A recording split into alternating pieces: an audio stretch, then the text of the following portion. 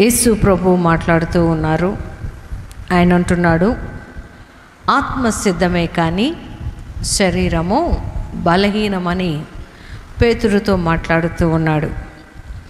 అయితే ఈ మాటని యేసు ప్రభు ఎందుకు అనవలసి వచ్చింది అని మనము చూసినప్పుడు, ఆయన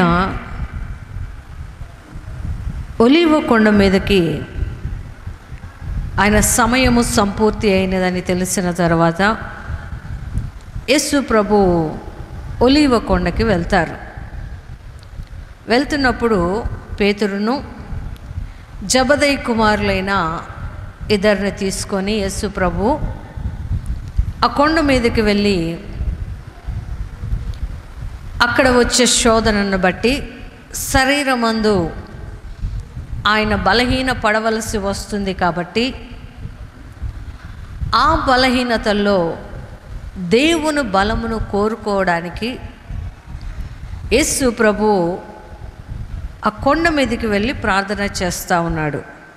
అయితే చాలామంది అంటారు, ఆయన దేవుడైతే బలహీనత ఎందుకు ఉంటుందండి? నిజంగా యేసు ప్రభువే దేవుడైతే ఆయన బలవంతుడు కదా. యేసు ప్రభు నిజంగా మన కొరకు వస్తే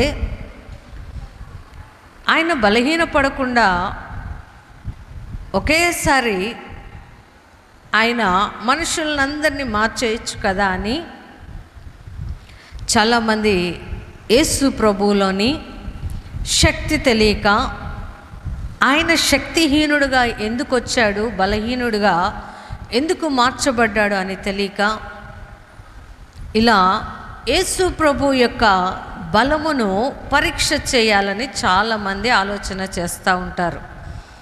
అయితే యేసు ప్రభువు బలవంతుడు, అలానే బలహీనుడు అని కూడా బైబిల్లో వ్రాయబడి ఉంది. ఆయన ఎందుకు బలహీనపరచబడ్డాడు అని మనము చూసినప్పుడు చాలామందికి శరీరంలో ఏముంటాయండి? బలహీనతలు. ఆ మాటల్ని మనము మత్తయి సువార్త 26వ అధ్యాయము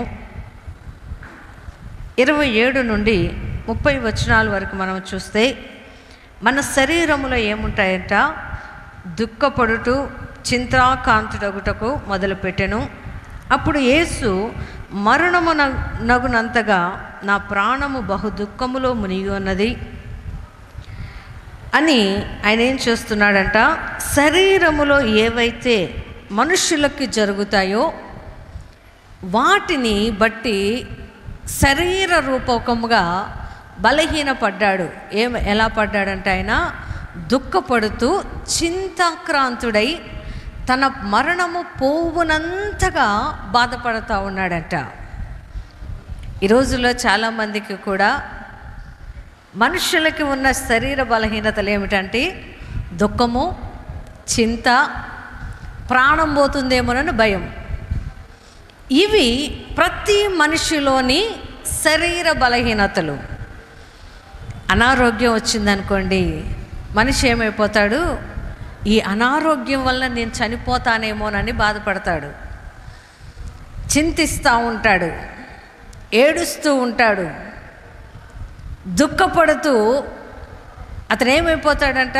నా ప్రాణము పోతుందేమోనని నలిగిపోతూ ఆలోచిస్తూ ఉంటాడు. మనుషులు ఇలాంటి స్థితిలో ఉన్నారంట. ఎలా? దుఃఖపడుతూ చింతాక్రాంతులుగా ఉంటూ, వారి ప్రాణము పోతుంది, ఒకవేళ ఆ ప్రాణము పోతే దీనికి జవాబుదారు ఎవరు అని వారు దుఃఖపడుతున్నారు దినాల్లో. యేసు ప్రభువు మన కొరకు ఈ భూమి మీద మన దుఃఖమును ఆయన తీసుకోవడానికి బలహీనుడిగా వచ్చాడు. హల్లెలూయా. ఏడుస్తున్నప్పుడు, బాధపడుతున్నప్పుడు ఎవరు కూడా బలంగా ఉండరు. ఎలా ఉంటారు? చాలా కృంగిపోయి ఉంటారు, శరీరము నలిగిపోయి ఉంటుంది. వేదన పడుతున్నప్పుడు వాళ్ళ దగ్గరికి వెళ్ళి జోకేస్తే వాళ్ళు ఏమంటారు? ఏమయ్యా, నా ఏడుపు, నా బాధ నీకు నవ్వుగా ఉందా అంటే శరీరం ఏమైపోయింది, వారికి బలహీన పడిపోయింది. అలా మన బలహీనతలను భరించడానికి వచ్చిన యేసయ్య, మన వ్యసనములను తీసివేయడానికి వచ్చిన యేసయ్య, మన దుఃఖమును తీసివేయడానికి వచ్చిన యేసయ్య ఎలా అయిపోయాడంట? శరీరమందు బలహీనుడుగా మార్చబడ్డాడు. శరీరములో ఒక మనిషికి బలహీనత వస్తే ఎలా చేతగాని వ్యక్తిలాగా అయిపోతాడో అలా మన కొరకు ఆయన బలహీనుడుగా అయిపోయాడే, కానీ ఆయన ఆత్మ మాత్రం బలంగానే ఉంది. హల్లెలూయా. యేసు ప్రభు ఎందుకు వచ్చాడు? మనుష్యుల నిమిత్తం వచ్చాడు. మనుష్యుల పాపమును పరిహరించడానికి వచ్చాడు.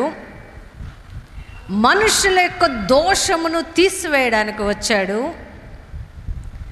మనుషులకు ఉన్న బలహీనతలను జయించి వారు బలమును పొందుకోవాలని ఆయన ఈ భూమి మీదకి వచ్చాడు. కాబట్టి మనుషుల బలహీనతలన్నీ కూడా ఎవరి మీద పడ్డాయి? యేసయ్య మీద పడ్డాయి. మనుషుల దోషాలన్నీ ఆయన మీద పడినప్పుడు ఆయన కూడా నరమాత్రుడిగా ఈ భూమి మీదకి వచ్చాడు. కాబట్టి ఆ సమయమందు దేవుడు బలహీనపడ్డాడు. హల్లెలూయా.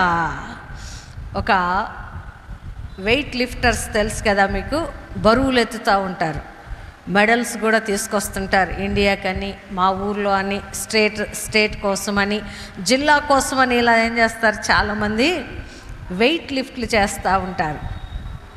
వాళ్ళకు ఒక పరిధి ఉంటుంది. నేను 50 కేజీలు మోస్తాను, నేను 100 కేజీలు మోస్తాను, నేను 250 కేజీలు మోస్తాను అని ఆ బరువులకి తగ్గట్టు వారికి ఒక భాగాలుగా విభాగింపబడి ఉంటుంది. వారు ఆ పరిధిలో 50 కేజీలు మోసేవాళ్ళు 50 కేజీలు మోస్తారు, 100 కేజీలు మోసేవారు 100 కేజీలు మోస్తారు. అంతకు మించి భారం పెడితే వారు మొయ్యలేరు. యేసు ప్రభువు కూడా మనుష్య రూపములో ఉన్నాడు. రూపము మనిషిది, ఆత్మ దేవునిది. మనిషి రూపములో ఉన్న ఆయన శరీరము మనుషుల పాప భారమును మోయలేనంత బలహీన పడిపోయాడంట ఆయన. హల్లెలూయా. ఎందుకు బలహీనపడ్డాడు? మన కోసమే బలహీనపడ్డాడు. ఆయన పరలోకముల తండ్రి దగ్గర ఉంటే ఆయన బలవంతుడే, మాట ద్వారా అన్ని చేయగలుగుతాడు. కానీ మనుషులు కోరుకుంటున్నారు కదా, మమ్మల్ని ఈ పాపము నుండి విడిపించేవారు ఎవరు అని మొరపెడుతూ ఉన్నారు, ప్రార్థిస్తున్నారు. కాబట్టి మనుష్యులకు అర్థం అవుటకు, మనుష్య భాష అర్థం అవుటకు ఆయనే ఈ భూమి మీదకి మనుజావతారుడై వచ్చాడు. హల్లెలూయా. ఆ మనుష్య రూపంలో వచ్చిన దేవుణ్ణి ప్రజలు గుర్తెరగక, మనుష్య రూపంలో వచ్చిన ఆ దేవాది దేవుడు ఈ భూమి మీద సంచరిస్తున్నాడు, మన కొరకు వచ్చాడు అని తెలియక చాలామంది యేసు ప్రభు శిలువ బలియాగములో ఆయనను అపహాస్యము చేయడము, ఎగతాళి చేయడము ప్రారంభించారు. నీవు నిజంగా దేవుని కుమారుడైతే దిగిరా, నీవు నిజంగా దేవుని కుమారుడైతే రాజుగా ఉండడానికి నీవు దిగిరా అని ఆయనని హేళన చేస్తూ ఉన్నారు. దేనిని బట్టి ఆయన హేళన భరిస్తున్నారో తెలుసా? మనలాంటి వాళ్ళు ప్రార్థించడం వలన, మనలాంటి వారి పాపముల నుండి మాకు విడుదల కొరకు ప్రార్థించడం వలన ఆయన ఈ భూమి మీదకి వచ్చాడు. వచ్చిన వారు, గ్రహించిన వారు యేసు ప్రభు దగ్గర ఉన్నారు. గ్రహించని వారు దూరముగా నిలవబడి ఆయననేమంటున్నారంట, నీవు దేవుని కుమారుడివైతే రా, దేవుని కుమారుడివైతే ఇక్కడ నుండి నువ్వు విడుదల పొందుకో, మమ్మల్ని కూడా విడిపించు అని యేసు ప్రభుని ప్రశ్న వేస్తూ ఉన్నారు. ఈ రోజుటికి కూడా అక్కడక్కడ యేసు ప్రభుని ఏమంటారు? ఈయన చాతగాని దేవుడు. ఒక సిలువను మోయడానికే భరించలేక ఆ సిలువను ఇంకొకరి మీద మోపిన వాళ్ళు ఆయనేమి దేవుడండి అంటారు. ఆయన నిజంగా దేవుడే, కానీ ఎలా వచ్చాడంట? ఒక మనిషి ఎలాంటి బలహీనుడో ఆ బలహీనుడుగా వచ్చిన దేవుడు ఆయన. ఎందుకంటే యేసు ప్రభువు మాయలు చేయడానికి కాదు ఈ భూమి మీదకి వచ్చింది, మనుష్యులను మార్చడానికి వచ్చాడు. హల్లెలూయా. మాయ చేస్తే చిన్నప్పుడు చూపిస్తుంటారు కదా స్టోరీస్లలో, ఒక్కసారి చెయ్యి ఇలా అంటే అందరు మారిపోతారంట. దేవుడు మాయ చేయడానికి రాలేదు. దేవుని పోలిక ఎలా ఉంటుందో అది మనుష్యుల్లో ఉండాలని, ఆ పోలికను బట్టి మనిషి ఉండాలి అని దేవుడు శరీరమును ధరించుకొని వచ్చాడు. నిజంగా దేవుడు తలుచుకుంటే ఆయనను బలపరచడము దేవునికి అసాధ్యమైన పని కాదు. కానీ ఎవరి రక్తము అయితే మనల్ని నీతిమంతులుగా చేస్తుందో, ఏ రక్తమైతే మనల్ని పరిశుద్ధులుగా చేస్తుందో, ఏ రక్తమైతే మనల్ని ఈ పాపముల నుండి విడిపిస్తుందో, ఆ రక్తము ఎవరిదై ఉండాలంట? మనుష్య కుమారుడిదై ఉండాలంట. హల్లెలూయా. ఎవరిదై ఉండాలి? మనుష్య కుమారుడు.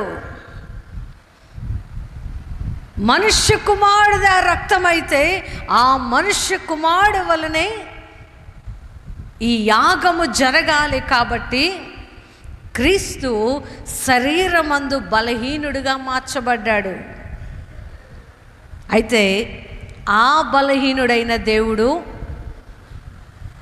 ఎలాంటి వాడు అని మనము బైబిల్లో చూసినప్పుడు, కొరింథీయులకు రాసిన మొదటి పత్రిక 1వ అధ్యాయము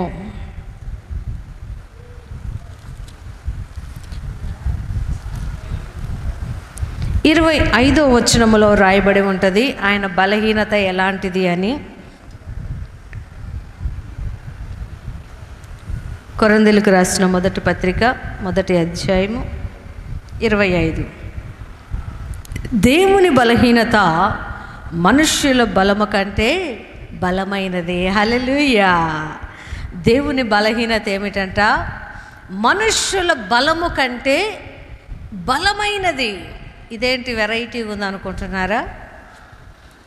దేవుడే మనుష్య రూపంలో వచ్చాడు కాబట్టి బలహీనుడుగా నీకు కనబడుతూ ఉన్నాడు. ఆయన బలహీనుడుగా ఉన్నా కూడా నీకంటే నాకంటే కూడా బలమైన దేవుడు. హల్లెలూయా. ఎవరైనా ఈ మాట అన్నారనుకోండి, మీ దేవుడు బలహీనుడు, మీ దేవుడు బలహీనుడు అంటే మనమేం చెప్పాలంట? ఆయన బలహీనుడైనా కూడా నాకంటే కూడా బలవంతుడు. హల్లెలూయా. ఎందుకంట ఆయన బలమును ఎలా ఉంటుంది అని మనం బైబిల్లో చూస్తే, రాజుల రెండవ రాజుల గ్రంథము 19వ అధ్యాయము 35వ వచనములో చూస్తే ఆయన బలం ఎలా ఉంటుందంట?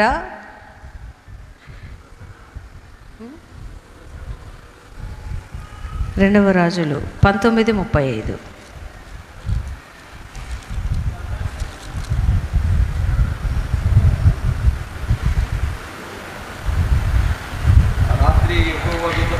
ఆ రాత్రి యెహోవా దూత బయలుదేరి అష్షూరు వారి దండులోకి చచ్చి, చాలండి, ఆయన బలం ఏమిటంట? ఒక్క దేవదూత భూమి మీదకి వస్తే ఒక్క రాత్రికి ఒక్కొక్క దేవదూత ఏం చేస్తుందంట? 180,000 మందిని చంపిద్దంట. హల్లెలూయా. యేసు ప్రభు అంత బలవంతుడు. ఆ బలము కలిగిన దేవుడు బలహీనుడుగా మార్చబడ్డాడు అంటే మనుష్యులకి అర్థమవడల్లా. ఒక్కొక్కసారి కొంతమంది మనుషులు కూడా పరిస్థితులను బట్టి మెలుగుతూ ఉంటారు. వారు ఎంత బలవంతులైనా కూడా తగ్గించుకొని ఉంటారు.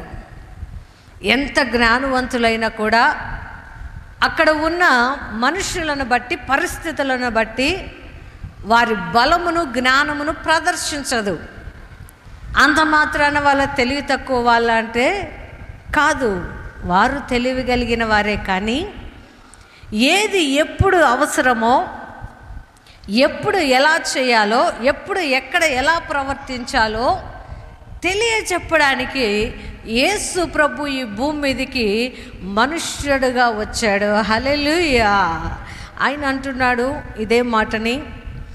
ఆయన శరీరమందు బలహీనతలు ఉన్నా ఆయన ఏమంటున్నాడు, ఆత్మలో నేను ఎలా ఉన్నానంట, బలవంతుడుగా ఉన్నాను.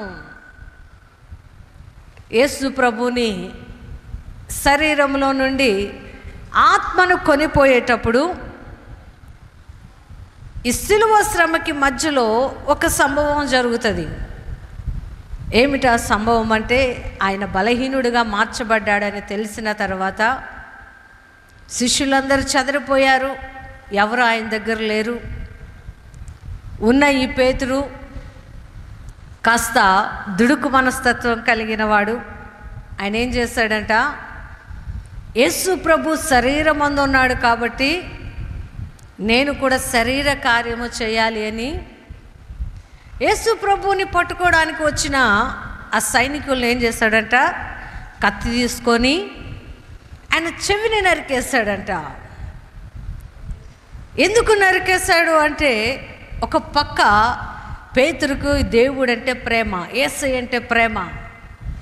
యేసయ్య ముందే చెప్తాడు వాళ్ళకి, నన్ను మరణానికి అప్పగించబోతున్నారు, నేను మరణమునకు సమీపిస్తున్నాను అని చెప్పినప్పుడు పేతురు ఎవరైనా కూడా ఏమనుకుంటారు, ఈ ఆపద నుండి నేను ఇతన్ని తప్పించాలని ప్రయత్నం చేస్తారు.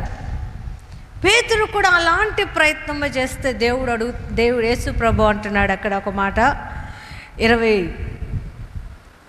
మత్తయి సువార్త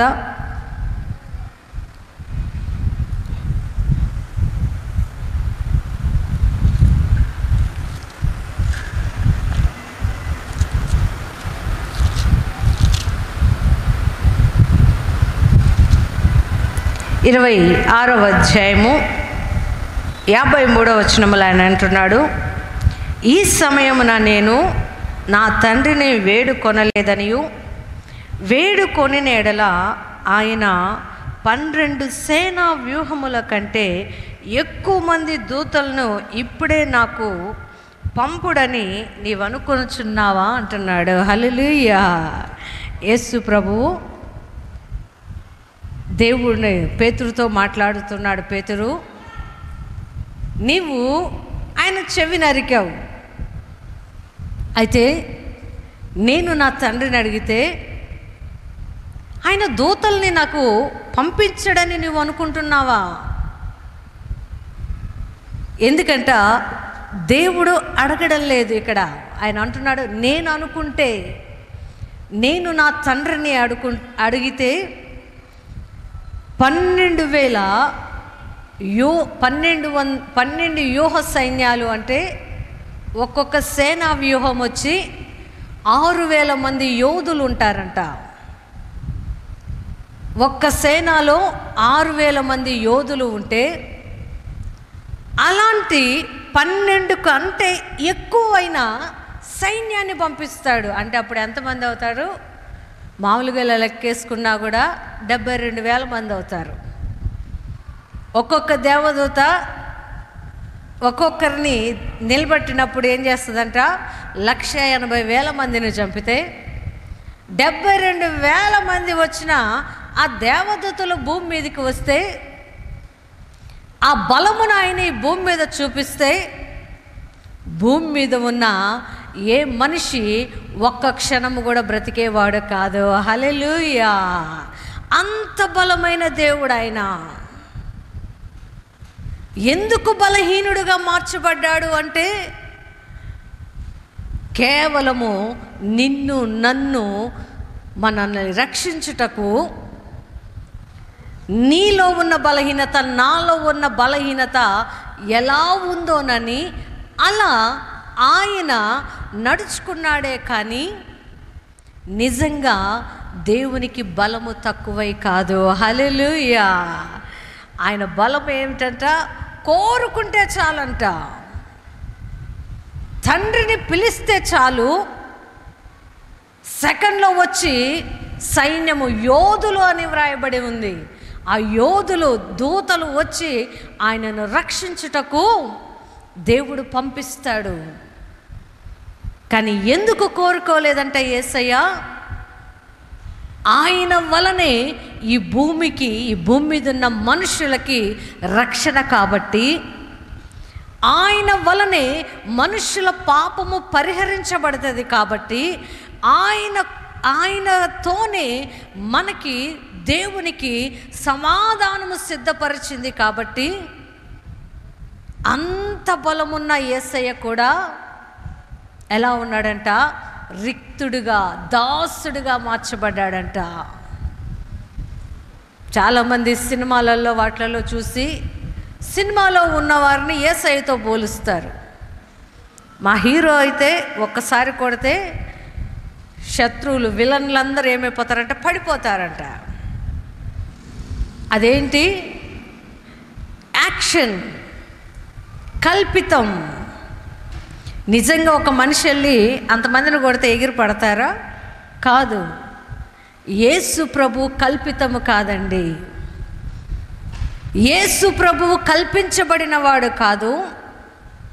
యేసు ప్రభువు కథలు చెప్పడానికి వచ్చినవాడు కాదు, కథలు రాయడానికి వచ్చినవాడు కాదు. కానీ ఒక మనిషి ఎలాంటి బలహీనుడో ఆ మనిషికి దేవుని తోడు ఉంటే ఎంత బలంగా తయారవుతాడోనని చూపించడానికి మనుష్యుడిగా ఈ భూమి మీదకి వచ్చాడు ఆయన. హల్లెలూయా. అంతేకాని యేసు ప్రభు చాతగాని వాడు కాదని, చాతగాని వాడు కాదని కాదండి. ఎగతాళి చేసేవారికి ఎలా ఉంటుందంట? యేసు ప్రభువుని సిలువ నశించిపోయే వారికి ఎలా ఉంటుందంట? వెర్రితనంగా ఉంటుంది.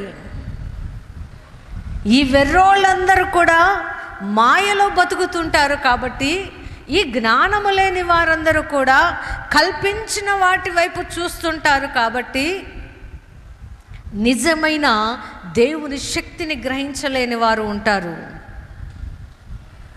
నిజమైన దేవుని శక్తి ఏమిటంట?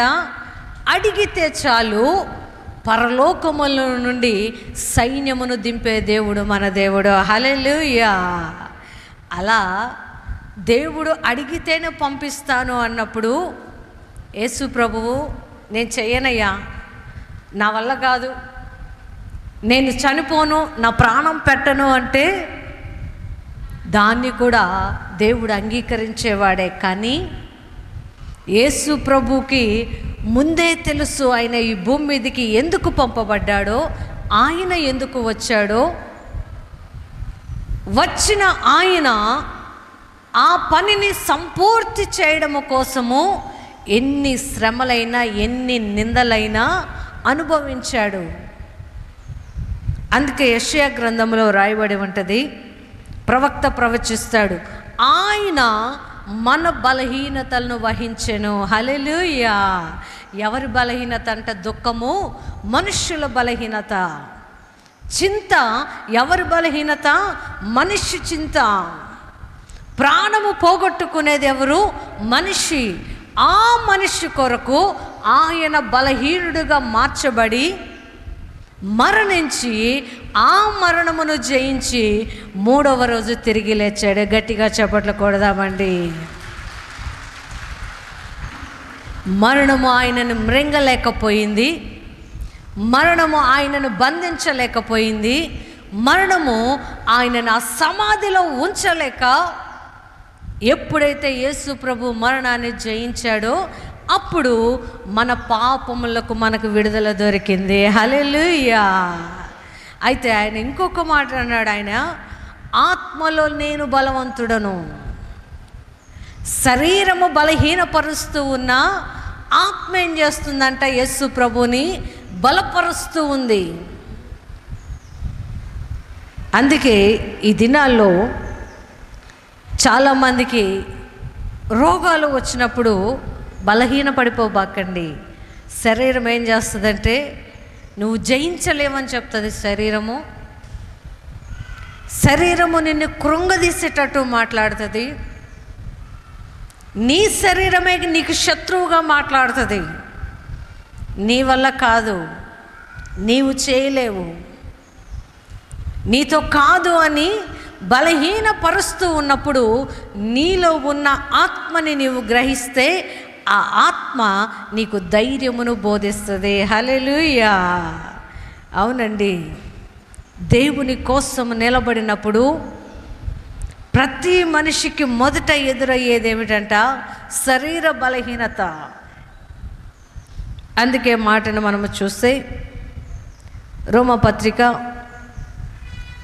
8వ అధ్యాయము 26వ వచనములో రాయబడి ఉంటుంది, అటువలే ఆత్మయు మన బలహీనతలను చూసి సహాయము చేయుచున్నది. ఆత్మ ఏం చేస్తుందట? మన బలహీనత చూసి మనకి సహాయము చేస్తుంది.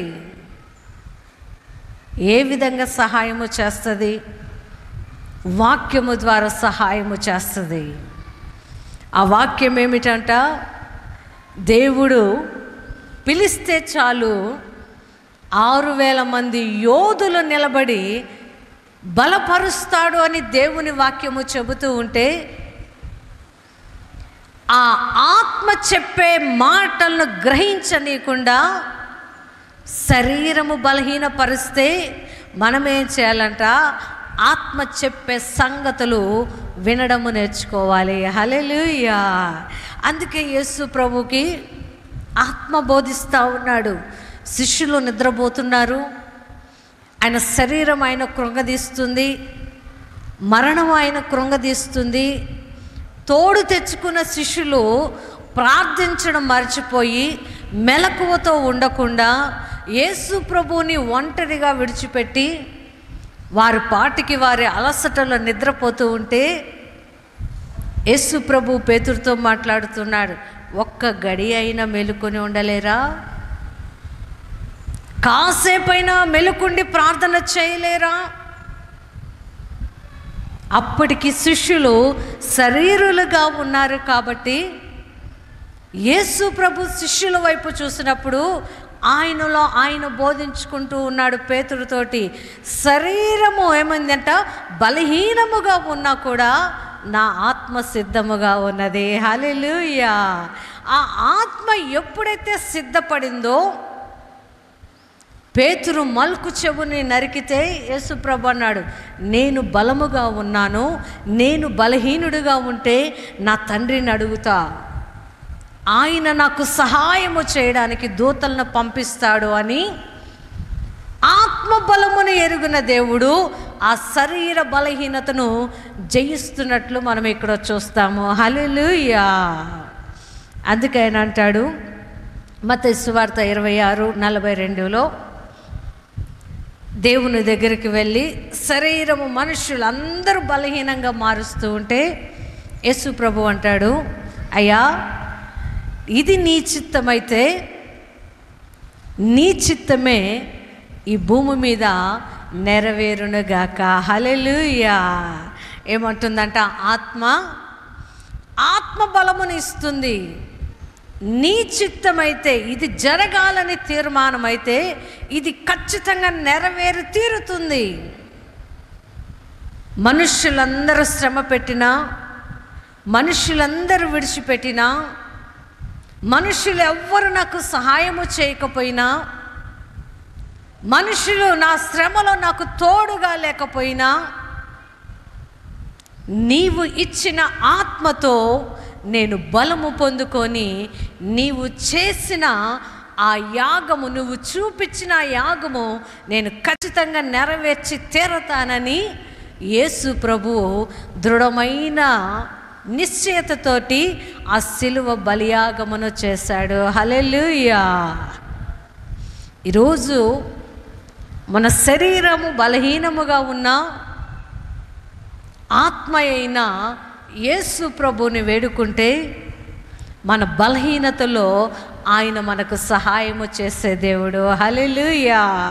ఆ బలవంతుడైన దేవుణ్ణి ఎప్పుడైతే మనము ఎరుగుతామో, యేసు ప్రభు ఇలా ఎందుకు చేయలేదు, అలా ఎందుకు చేయలేదు అని ప్రశ్న వేయం. ఆయన అలా ఎందుకు చేయవలసి వచ్చింది అంటే మన కొరకే ఆయన బలహీనుడిగా మార్చబడ్డాడు.